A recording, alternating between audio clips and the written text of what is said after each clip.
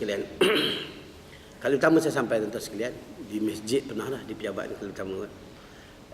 InsyaAllah akan susudi akan datang. Pada hari ini sebagai perjumpaan pertama kita, saya nak bicarakan tentang perkara biasa yang menjadi suatu asas dalam kehidupan kita, yakni Al-Quran. Nabi SAW sebut dalam sebuah hadis, taraktu fikum amrayn lan tadillu man tamassaktum bihima kitaballah wa sunnati rasulih. Aku tinggalkan kepada kamu dua perkara dan kamu tidak akan sesat selama-lamanya jika kamu berpegang kepada keduanya, yakni Al-Quran dan sunnah Nabi SAW. Saya cuba bahas satu-satu. Saya ambil tentang Quran, insyaAllah di masa sempat kita bahas tentang apa dia sunnah Nabi. Tentang Al-Quran, para ulama mentafsirkan Al-Quran, menterjemahkan tentang apa yang terkandung dalam Al-Quran. Al-Quran ni dia dalam 114 surah daripada Al-Quran yang ada, Allah Subhanahu Wa Taala telah meletakkan sebenarnya ada merangkumi hukum yang lengkap dalam kehidupan manusia.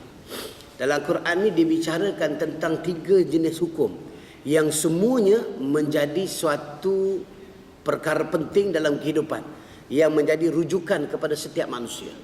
Cuma kadang-kadang manusia tak perasan, ada yang nampak macam tak ada dalam Quran, ada yang rasa macam betul ke Quran. Kita lihat apa yang dibahas oleh para ulama. Tuan-tuan terhormati Allah. Pertama sekali Al-Quran ni Allah Ta'ala turunkan dia, Allah membicarakan perkara yang dikaitkan tentang akidah, yang disebut perkara-perkara al-i'tiqadiyah. Perkara i'tiqad. Ni Quran, pembicaraan pertama dia, yang membicarakan tentang hukum yang berkaitan dengan i'tiqad, pegangan hati. Bicarakan tentang i'tiqad, keyakinan, jazam yang mati dengan sifat ketuhanan. Supaya apa yang kita lakukan dalam hidup kita di dunia ini, semua kita berpandukan kepada Al-Quran. Bukan sekadar berpandu, bukan sekadar hanya tulis sahaja, tapi yakin dan percaya kepada apa yang Allah Ta'ala turunkan dalam Al-Quran dan meletakkan segala-galanya datang daripada Allah. Hari ini tuan-tuan sekalian, apabila manusia hanya tahu Quran itu satu alat ataupun bahan untuk bacaan sahaja, manusia tidak merujuk kepada Al-Quran dalam perkara-perkara yang lebih besar, terutama perkara yang berkaitan dengan akidah. Kalau tuan-tuan tengok, Allah Ta'ala bicarakan perkara akidah dalam Al-Quran. Ayat pertama dalam surah Al-Baqarah, Allah Ta'ala cerita tentang akidah. A'udzubillahi minasyaitonirrajim. Bismillahirrahmanirrahim. Alif Lam Mim.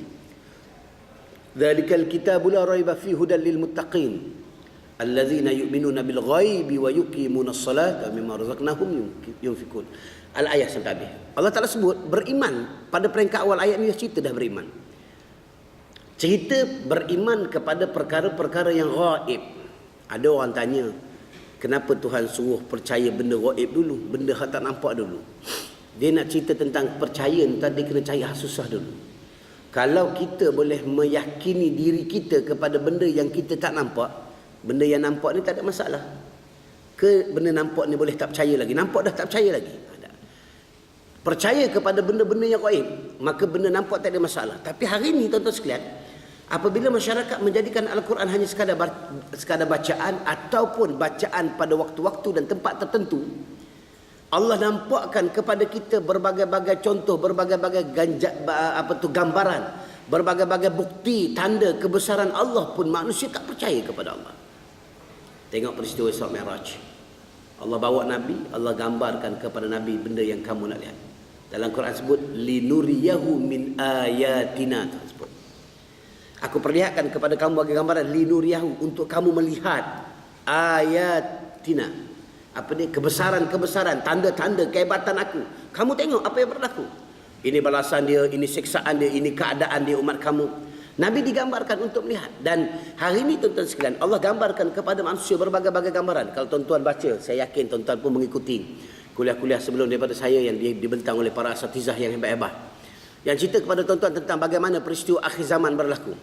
Nabi datangkan berbagai-bagai gambaran melalui hadis Nabi, gambaran diceritakan oleh Allah Subhanahu Wa Taala. Akan datang akhir zaman, antara cuaca, antara penyakit, keadaan kehidupan manusia. Semua itu gambaran nak membuktikan tentang kebesaran dan kehebatan Allah Subhanahu Wa Taala. Tapi berapa orang daripada kalangan kita manusia yang mengaku kita beriman dengan Allah hanya dapat melihat gambaran itu begitu saja tanpa kita menjadikan dia sebagai satu gambaran ataupun sebagai satu pengiktibaran dalam hidup kita dengan peristiwa-peristiwa yang berlaku. Tuan-tuan, antara disebut oleh para ulama, sebelum datangnya gambaran tentang kematian, tentang kehidupan, tentang kiamat, kehancuran yang akan berlaku pada dunia. Allah Ta'ala datangkan gezek-gezek awal sifat yang akan berlaku. Contoh, akan berlaku kemarau panjang. Itu tanda, 7 tanda terbesar, tanda-tanda kiamat. Akan berlaku kemarau panjang selama 40 tahun. Sebelum kemarau panjang, Allah datangkan gambaran kemarau kepada kita. Akan berlaku banjir besar kepada dunia selama berpuluh tahun. Sebelum banjir besar berlaku, Allah datangkan banjir awal supaya kamu tengok gezek dia. Bila datang gezek ni, makna dah dekat lah cerita tu. Ya. Kalau orang buat filem, keluar iklan, mana filem tu tak lama keluar lah.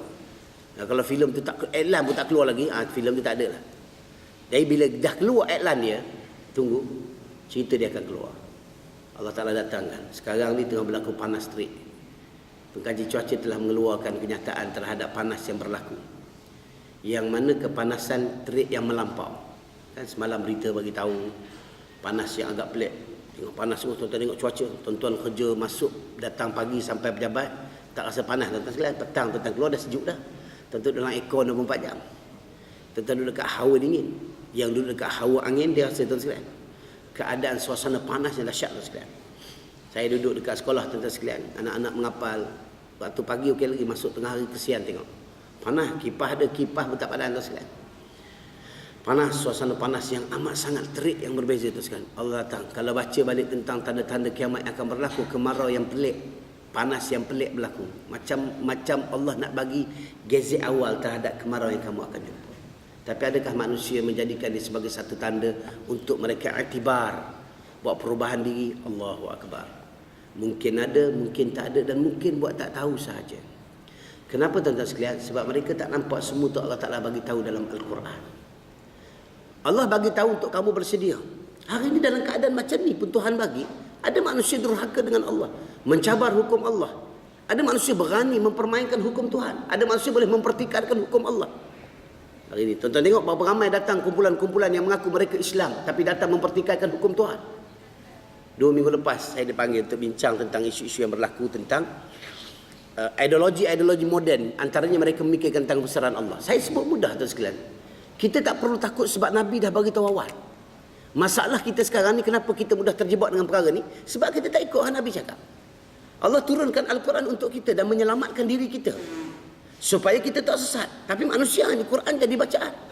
Nak mati pun baca Quran. Telefon ustaz, bawa pelajar tahfiz 40 orang. Apa, ayah sakit tenat. Dah tenat baru panggil. Saya kata bolehlah datang. Tapi biasanya kalau saya datang, lepas tu jalan. Cepatlah jalan dia. Dah tenat baru panggil Quran. Baru panggil orang untuk nak baca Quran. Tuan-tuan tengok, sebab Quran tu di gambaran mereka untuk sakit saja. Sedangkan Allah Ta'ala cerita dah banyak dalam Al-Quran. Kamu tak nampak? Nabi sebut dalam hadis, akhir zaman akan berlaku 73 puak golongan. Akan berlaku akhir zaman, yang mana mereka semua masuk neraka Allah kecuali satu. Sahabat bertanya pada Nabi, ya Rasulullah, siapa yang satu tu? Nabi kata, sunnahku. Mereka yang bersama sunnahku. Al-Qamakal, ada periwayatan lain mengatakan sunnah wal jamaah. Sama je semua perwatan tu daripada segi ayat, tapi maksudnya sunnah Nabi SAW. Apa itu sunnah? Dan yang lain tu ditanya oleh para sahabat, apakah mereka semua tu Islam atau bukan Islam? Semua mereka tu Islam. Dengan cerita kafir. Kalau cerita Nabi kata orang kafir dia masuk neraka, tak pelik dah, Allah Ta'ala bagi tahu dah. Masalahnya 73 puak ni semuanya mengaku diri mereka Islam. Tapi Nabi kata apa? Semuanya masuk neraka Allah kecuali satu. Islam masuk neraka juga ke? Masuk sebab kamu bawa Islam ikut kepala otak kamu. Kamu tak ikut landasan ataupun garisan yang ditunjukkan oleh Nabi SAW, yang ditunjukkan oleh Allah SWT dalam Al-Quran. Hari ini tuan-tuan tengok Islam liberal datang dengan pahaman liberal dia, dengan meletakkan kita boleh memikirkan Islam dengan kebebasan. Allah memberi hukum kepada kita halal ataupun haram, wajib ataupun sunat, perkara-perkara berkaitan dengan makruh, perkara berkaitan dengan haram. Allah bagi hukum kepada kita. Dan kita berhak atas diri kita untuk memilih sama ada kita nak pilih wajib ataupun haram. Ini pandangan golongan pokok liberal. Meletakkan liberal itu kepada hukum Allah. Tak boleh. Kamu nak liberal pada hidup kamu, itu punya pasal. Bila bertemu dengan hukum Allah, kamu kena ikut perintah Allah. Bukan ikut kepala otak kita. Bukan ikut naluri hati kita. Bukan ikut nafsu kita. Ikut Allah. Sebab apa? Sebab Al-Quran datang untuk kamu taat. Bukan untuk kamu pertikai. Bukan untuk kamu tanya. Bukan untuk kamu persoalkan tentang hukum Allah. Layak tak layak, patut tak patut, bukan. Kamu kena taat dengan perintah Allah. Sama ada kamu suka, kamu benci, kena pada kamu, tak kena pada kamu, kamu wajib taat dan wajib terima dalam keadaan kamu tahu ataupun tak tahu. Ini Quran. Ni Islam. Hari ni ada orang terima tak terima sebab orang tak faham tentang Islam. Tuan tengok kecoh di Selangor bila berlaku golongan sistem Islam yang mempertikaikan hukum Tuhan, yang membawa pahaman sama rata. Islam ni sama rata. Ini pahaman sama rata pula. Bagi Islam sama, lelaki Islam, perempuan Islam nak sama belaka sebab Islam itu sama. Mana mungkin Allah Taala tu kata Islam tu adil tapi memberi satu ketidaksamaan, ketidaksamarataan dalam penganut-penganut agama. Perempuan lain, lelaki lain. Allah sebab faham Al-Quran ikut diri dia. Tengok apa pahaman Islam, perempuan tak wajib tutup aurat. Dah perempuan pakai tudung tu hanya aksesori sahaja. Dia boleh tak tutup aurat. Kata buka dalam YouTube tengok dia semayang. Tak usah ceritalah hak lelaki ikut tu dah memang mangkuk ayun atas sini. Hak perempuan ikut dalam keadaan pakai baju kelawar dah. Baju kelawar dia ikut semayang. Rambut tak tutup dah. Dah rupa mak lampir semayang tu sini. Semayang juga. Sebab apa? Sebab tak wajib tutup. Bagi mereka tutup aurat tak wajib. Kesamarataan. Laki tak tutup, tak tutup. Dia tak faham tutup aurat tu untuk apa. Tanda tengok dalam perbahasan para ulama terhadap maqasid syar'iyah. Kenapa syariat diturunkan oleh Allah? Dibahaskan kepada kita ada 5 benda. Saya tak nak bahas panjang lah ni, semestinya nak sebut contoh kaitan daripada perbahasan Quran. Kenapa maqasid? Kenapa Quran diturunkan oleh Allah? Kenapa? Untuk siapa? Allah Ta'ala turun ni apa tujuan syariat ni? Syariat ni turun untuk apa? Maka salah satu di antaranya tuan-tuan sekalian, Al-Quran diturunkan untuk menjaga maruah. Al-hifzun nafs, salah satu di antaranya. Yang pertama hifzuddin, penjagaan terhadap agama. Tak apa, kita bahas kemudian itu. Saya nak kaitkan dengan contoh apa yang ada dalam perbincangan tentang Quran. Hifzun nafs, penjagaan terhadap maruah diri. Apa yang perlu jaga terhadap maruah? Salah satu di antaranya aurat yang telah Allah Ta'ala tetapkan. Itu maruah. Itulah maruah. Allah tetapkan aurat lelaki, Allah tetapkan aurat perempuan dengan tujuan untuk menjaga maruah mereka. Sebab itu Allah Ta'ala bezakan kedudukan lelaki dan perempuan. Allah Ta'ala bezakan daripada penutupan aurat di antara lelaki dengan perempuan. Perempuan tak boleh sama tutup aurat dia dengan lelaki. Sebab maruah tu berbeza. Ni Islam, tapi mereka tak kaji. Mereka memikir menggunakan Islam, memikir menggunakan otak dia, meletakkan Islam mengikut kehendak hati dia. Maka dibuat, sedangkan Allah Ta'ala turunkan Al-Quran begitu keadaan dia. Kenapa tuan-tuan sekalian sahabat kamu tidak memahami apa yang dikehendaki oleh Allah? Tak ada ilmu. Alhamdulillah tuan-tuan sekalian, saya dengar tuan-tuan ada kuliah. Tiap hari ada kuliah Zuhur. Hebat tuan-tuan. Rezeki mudah-mudahan tuan-tuan sambil kerja pun ada ruang. Tuan-tuan dapat majlis ilmu. Yang ni betul pilihan nak tak nak tuan-tuan. Kalau saya pergi ceramah dekat masjid lain, kuliah kat masjid yang tu rehat, kedatangan tu dikira sebagai kedatangan wajib. Sebab dia melepaskan jam wajib yang dia kena pergi kursus. Kalau jabatan kerajaan. Saya ingat saya pergi banyak tempat jabatan kerajaan. Lepas masuk kuliah dia ada tanda tangan. Tengok ingatkan dapat allowance masuk kuliah. Tanda tangan. Rupa dia lepas jam wajib 1 tahun ada berapa jam dia wajib ada kursus. Salah satu dari kursusnya adalah kuliah agama tu wajib. Penuh tuan-tuan. Penuh lepas jam. Kalau ikut suka, jawabnya memang sukalah. Suka tak ada tuan-tuan. Dan alhamdulillah ruang ilmu. Kenapa? Ilmu ni dia akan menyelamatkan kita daripada kita terjebak dengan benda yang salah. Hari ni orang bawa benda-benda yang boleh mendatangkan kerosakan yang kadang-kadang mengelirukan kita dengan pahaman-pahaman Islam yang moden yang datang tidak berasaskan kepada syariat. Tidak berasaskan kepada hukum Islam yang sebenar. Mereka bawa pahaman-pahaman yang pelik-pelik. Sehingga Islam menjadi rosak dengan rujukan yang tak tahu daripada kalangan mana dia nak buat. Tak tahu mana rujukan sebenar dia nak ambil. Tak tahu daripada mana dia nak buat. Allahu Rabbi. Sedangkan ada rujukannya. Apa Nabi kata? Taraktu fikum amrain lan tadillu ma tamassaktum bihi ma kitaballah wa sunnati rasulih. Nabi cakap dah. Bukan Nabi tinggal benda lain. Nabi kata aku tinggal kamu 2 perkara. Kamu pegang, kamu jaga, kamu ikut, kamu taat. Kamu takkan sesat selama-lamanya. Ini jaminan daripada Rasulullah. Bukan jaminan daripada manusia. Jaminan Rasulullah adalah jaminan datang daripada Allah Subhanahu Wa Taala. Allah bagi jaminan tak akan sesat. Duduklah apa keadaan sekalipun. Kesesatan ini bukan soalan macam sesat di jalan. Kamu tidak akan berdepan dengan kesusahan, dengan rintangan, dengan kesulitan hidup. Tak akan berdepan bila kamu berpegang kepada 2. Pertama Quran, kedua sunnah Nabi. Quran yang kita bicarakan pada hari ini, dia membicarakan tentang akidah. Hari ini tuan-tuan sekalian orang percaya tentang akidah. Berapa orang yang yakin tentang ketetapan ataupun kepercayaan kita dengan sifat Allah Subhanahu Wa Taala? Kita tuan-tuan bila cerita tentang hukum Allah, Allahu Akbar, ramai mempertikaikan. Di negara kita ni ada golongan yang anti hadis, tak suka kepada hadis Nabi, suka pada Quran saja. Penipu. Itu golongan penipu belaka tuan sekalian. Mana boleh kamu percaya pada Quran, kamu tak percaya pada hadis? Kalau kamu berjuang, wajib kamu percaya pada hadis.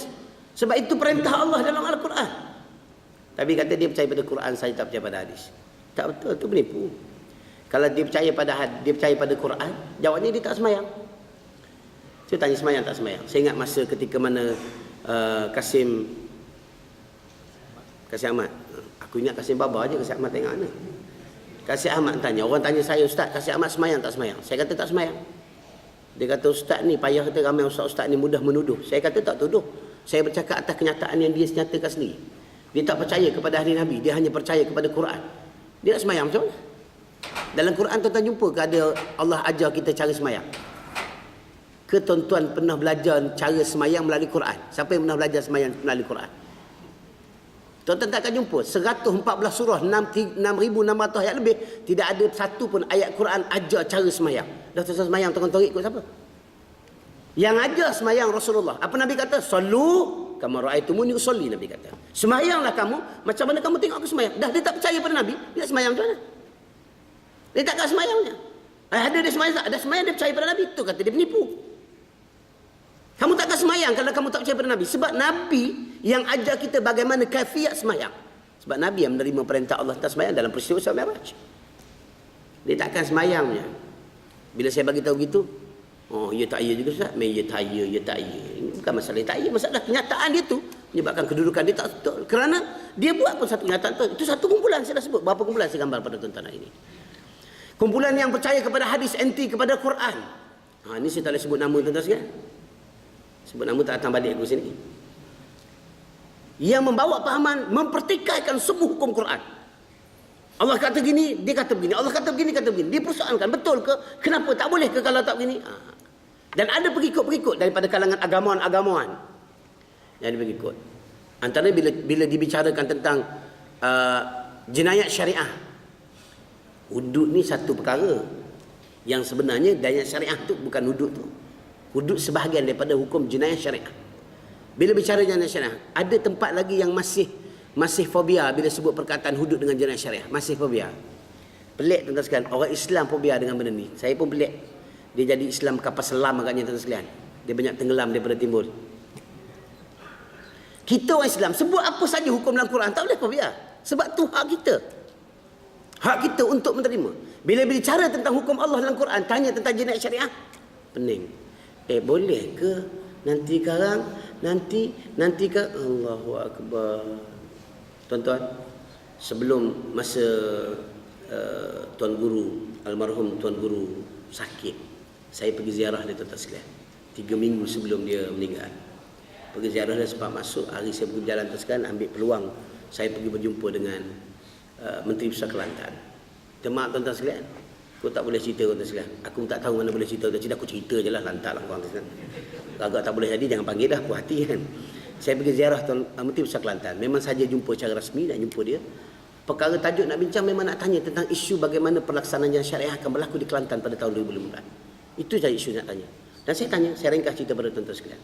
Saya tanya apa tu kerja-kerja akhir yang masih dibuat lagi supaya benda itu dapat dilaksanakan dengan baik. Dia pun ceritalah tentang terlibat dengan kerajaan pusat dan sebagainya cerita.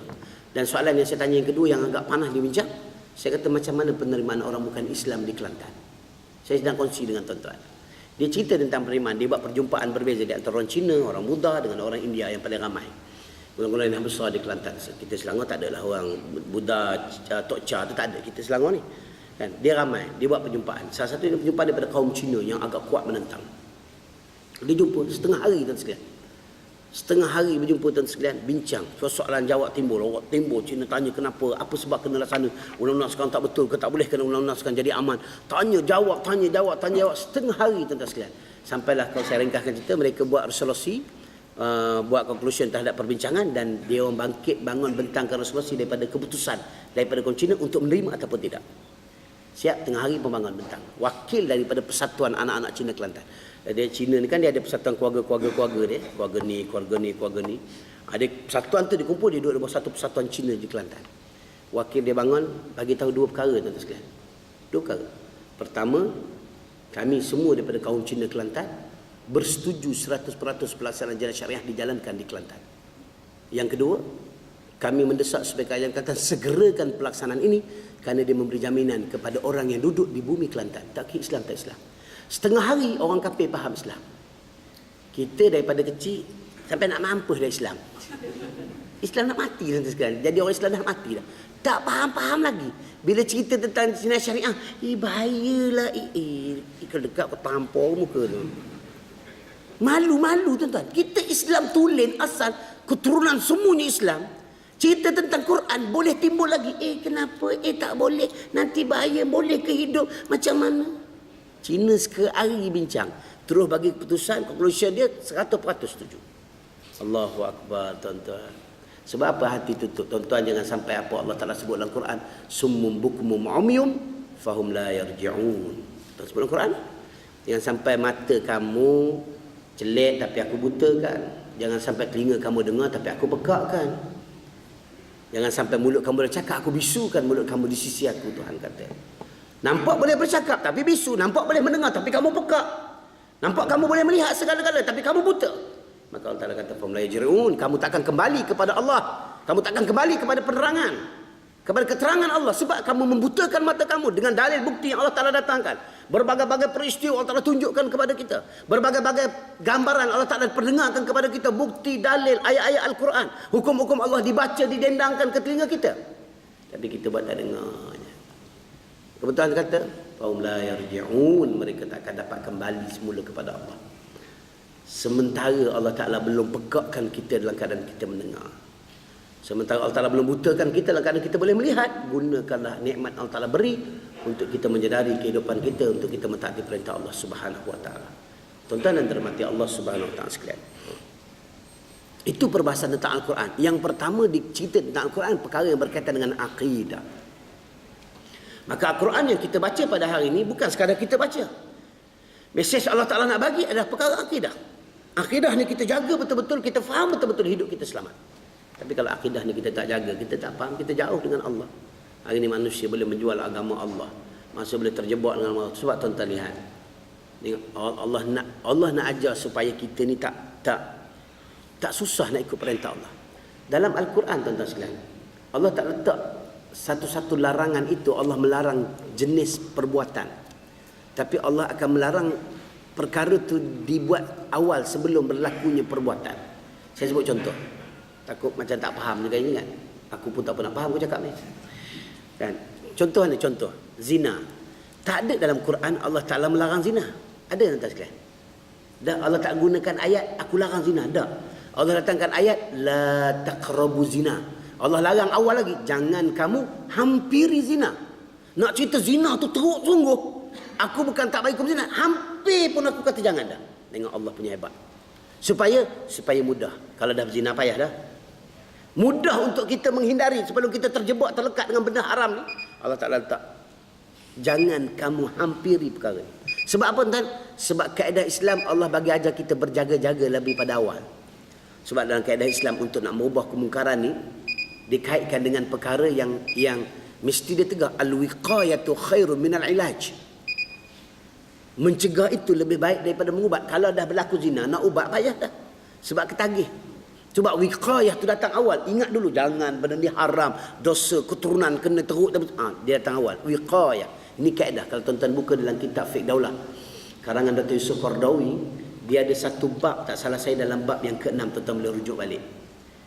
Dia bahas tentang tahap merubah kemungkaran. Kitab Fiqh Daulah karangan Dr. Yusuf Qardawi. Tuan-tuan boleh cari. Kalau salah bab minta maaf, tapi tajuk tu ada. Cuma saya tak ingat bilangan bab yang keberapa. 6, 7 macam tu lebih kurang. Salah satu bab yang saya sebut tu tajuk dia tahap merubah kemungkaran. Macam mana nak ubah kemungkaran? Dia ada tahap, bukan pakai ubah itu saja. Macam tuan-tuan tengok isu K-pop, anak gadis kita dia peluk K-pop. Saya tak nak bicara lah. Itu ramai dah ustaz bicara. Sebenarnya sebutnya tahap merubah tu kena betul baru boleh kita selesaikan masalah. Cari jalan nak tangkap budak yang kena peluk. Memang salah. Dia salah tuan-tuan sekalian. Tetapi kaedah merubah tu tidak mengikut Islam, maka takkan dapat selesai segala masalah. Takkan selesai. Yang kena ubah mana? Yang kena ubah kita nak bagi supaya kita hanya buat program. Kalau dia tahu dosa, dia jangan pergilah. Tapi kita buat. Alah. Kalau bodoh, jangan bagi tahu ke orang. Nampak sangat bodohnya. Diam-diam sudahlah bodoh seorang-seorang. Dia tak boleh begitu. Dia nak menghindarkan perkara. Daripada awal lagi, jangan anjurkan program. Baru orang tak mari. Itu kaedah tahap ubah kemungkaran. Contoh mudah lah dalam hidup kita. Saya bagi contoh mudah lagi. Tu contoh baru ni. Jauh sikit contoh hak dekat pada diri kita. Seorang perokok. Minta maaf tuan-tuan sekalian. Payah pula cerita perokok ni. Tapi kena cerita juga, ustaz ni dah kali pertama datang, terus belasan rokok pula dah. Minta masa sebut mudah lah. Tu hak mudah sekali nak contoh. Seorang perokok. Dia tak mampu untuk mencegah anak dia daripada tidak merokok. Tuan-tuan bagi tahu kat saya. Persen, berapa persen ayah hisap rokok, anak dia takkan hisap rokok. Kalau ada pun, ramai yang hisap daripada yang tak hisap. Sebab apa tuan-tuan? Sebab tahap merubah tidak ikut Islam. Ayah ni marah anak hisap rokok ni. Dalam keadaan dia tengah marah tu, rokok kat mulut ni. Kata kau besar nanti, jangan hisap rokok kat mulut juga. Anak pun tengok muka ayah, tengok asap. Tengok muka ayah, tengok asap. Muka ayah pun dah macam asap lah. Dia macam. Elok dia marah anak dia jangan hisap rokok. Jaga kau zaman belajar ni marah hisap rokok dia tak guna. Dalam keadaan hisap rokok tu. Tengah hari dia cakap, petang rokok habis. Dia panggil anak dia pula. Bang, beli rokok apa? Hak dia marah tadi tu tolong dia beli rokok pula tuan sekalian. Lepas tu marah anak tak hisap. Boleh jadi takkan berlaku. Ni kaedah Islam. Sebab tak kena cara. Tengok. Ayah yang tak hisap rokok, dia bagi tu anak jangan hisap rokok, cemerlang dia lebih banyak daripada hak yang hisap rokok tak bagi hisap rokok. Sebab apa tak ikut kaedah? Ayah tak hisap dulu. Oh tak hisap. Ni tiap-tiap hari tengok ayah hisap rokok. Tolong beli, tolong pegang, tolong ambil, tolong cocoh lagi tuan-tuan sekalian.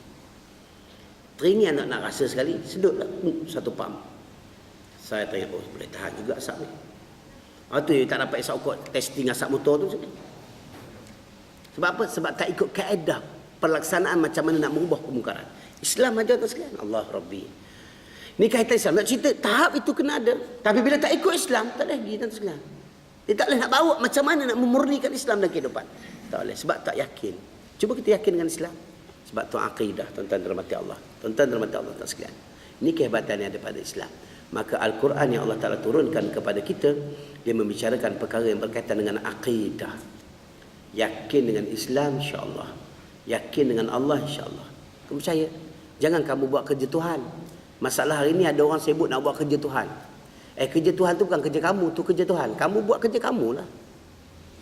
Sibuk ni kau ni tak jadi kan dia orang ni. Jangan fikir kerja Tuhan, kerja kamu tu kamu buat tak? Allah Ta'ala perintah kamu taat, Allah Ta'ala perintah kamu buat benda ni, Allah Ta'ala perintah kamu buat ni. Kamu kena buat lah. Allah Ta'ala perintah dah kepada kamu, kamu kena buat. Jangan kamu fikir tentang kerja Tuhan, masalah berjaya ataupun tidak berjaya. Macam mana kita usul untuk nak menyelamatkan keluarga kita daripada menjadi keluarga yang dibenci oleh Allah. Kita ni semayang tak semayang sama je, sebab yang menentukan kita masuk syurga Allah.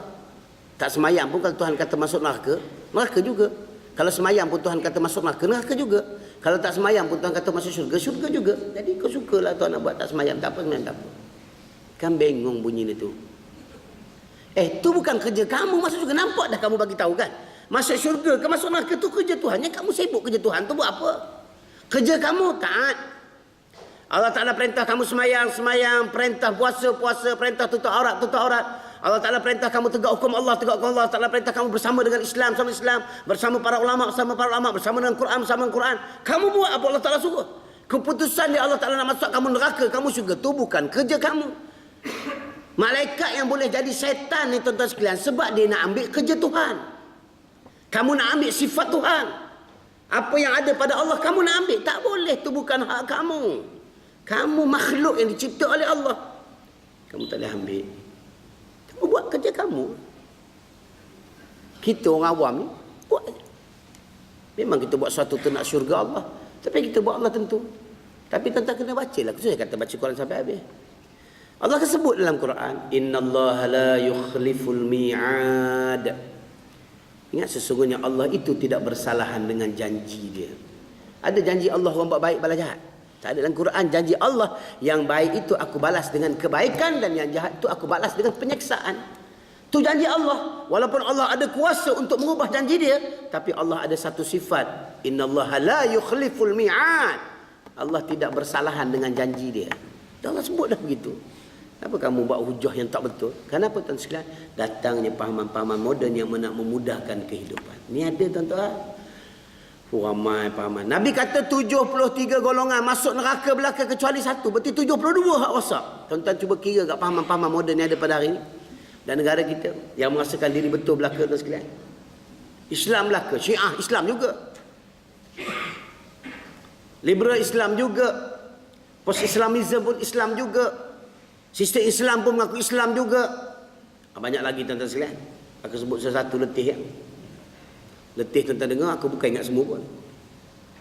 Sebab apa tuan sekalian? Semua benda tu mengaku Islam, tapi kamu tak betul ikut Islam. Dah, kita macam mana nak tahu yang kita betul Ustaz? La ilaha illallah. Fa in tanaza'tum fi syai'in faruddu ila Allah wa rasulih. Kamu jumpa masalah, kamu rujuk dengan Al-Quran, dirujuk dengan Allah, wa rasuli dengan Rasul. Mana dia Quran dan hadis Nabi? Kan Nabi bagi tahu dah tadi. Kamu jaga dua ni, kamu tidak akan sesat selama-lamanya. Nabi cakap dah. Sebab tuan-tuan pusing cerita Islam, tu akan kembali kepada ayat yang sama dalam Al-Quran dan hadis Nabi SAW. Sebab tu cerita Islam. Islam ajar begitu. Maka kita kena ikut apa yang dibentangkan oleh Allah SWT dalam Al-Quran. Yang kedua tuan-tuan sekalian, Al-Quran diturunkan oleh Allah SWT. Selain menceritakan perkara yang berkaitan dengan akidah, Al-Quran menceritakan perkara yang dikaitkan tentang saksiyah, kepribadian. Al-Quran cerita tentang peribadi manusia. Mana tentang Quran? Umar Al-Khattab tuan-tuan sekalian, selepas wafatnya Nabi SAW, Umar ni dia antara orang yang tak boleh terima Nabi wafat. Kata terima, siapa cakap Muhammad mati aku bunuh dia. Dia pernyataan Umar. Sampailah Abu Bakar slow down dekat Umar, relax, tenang, kamu dengar dulu aku cakap. Baru Umar terima. Terima pun dalam keadaan hati masih tak mampu nak menerima. Kenapa tuan-tuan sekalian? Sebab Umar terlalu bergantung dengan Rasulullah. Satu hari Umar pergi bertemu dengan Aisyah, isteri Nabi. Tanya dekat Aisyah, aku ni rindu sangat dengan Rasulullah. Aku rasa hidup aku ni terumbang ambing tanpa baginda sallallahu. Ringkas cerita tuan-tuan sekalian, Aisyah pun bagi tahu Umar, di antara kamu dengan aku, siapa yang paling rapat dengan Rasulullah? Umar kata, kamulah Aisyah, paling rapat sekali. Kamu paling rapat dengan Rasulullah. Dia kata, Umar, aku juga rasa sedih. Kalau kamu sedih, kamu tahu aku lagi sedih kerana Rasulullah tak ada. Tapi sehingga hari ini, aku tidak pernah merasakan Rasulullah hilang di sisi aku. Dan aku merasakan Rasulullah sentiasa bersama dengan aku. Terkejut Umar. Macam mana Syah? Untung kamu. Dia tu Umar, kamu baca Quran. Kau baca Quran. Umar diam. Baca dah rasanya Quran. Maghrib baca, Isyak baca, Zuhur baca dah Quran. Tak jadi pun. Saya sebut mudahlah dialog tuan-tuan sekalian. Kalau sebut ke Arab kan korang tak faham pula, aku pun tak pandai pun. Dialog mudah dia. Betul ke ni? Aku baca dah tak ada.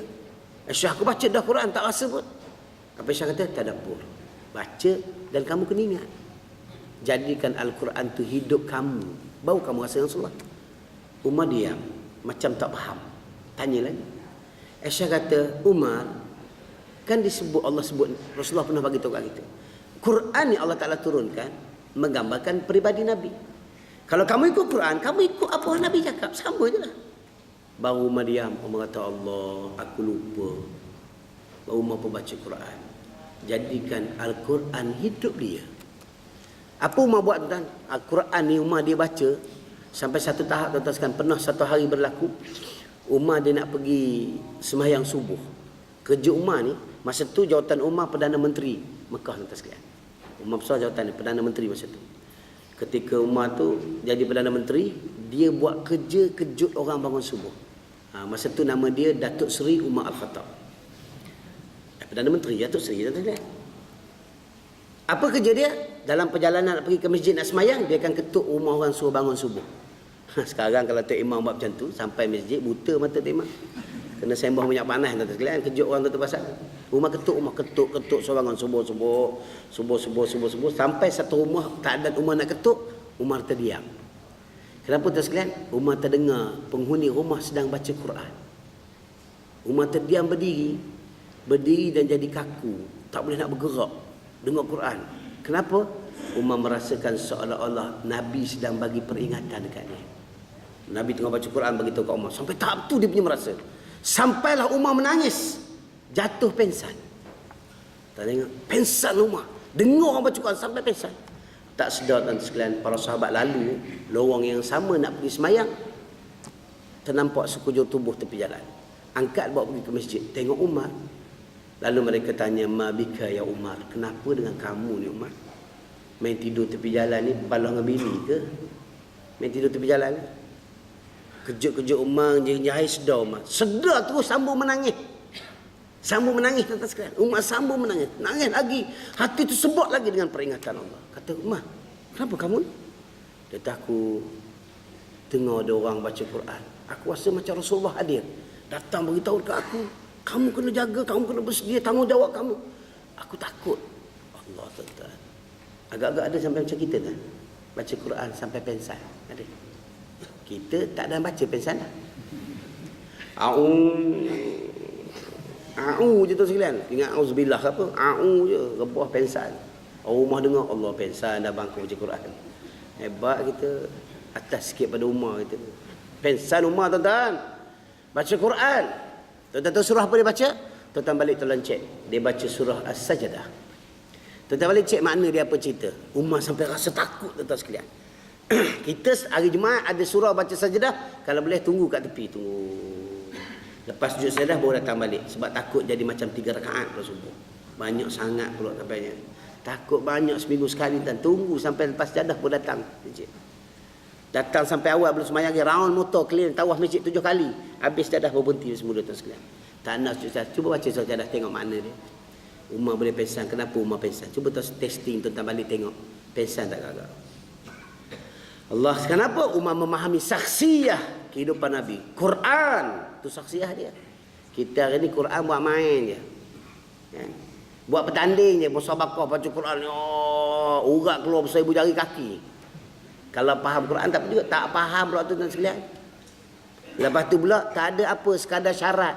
Sebab Malaysia negara Islam, buatlah musabaqah Quran peringkat antarabangsa. Mewakili negara lawan negara-negara sedunia.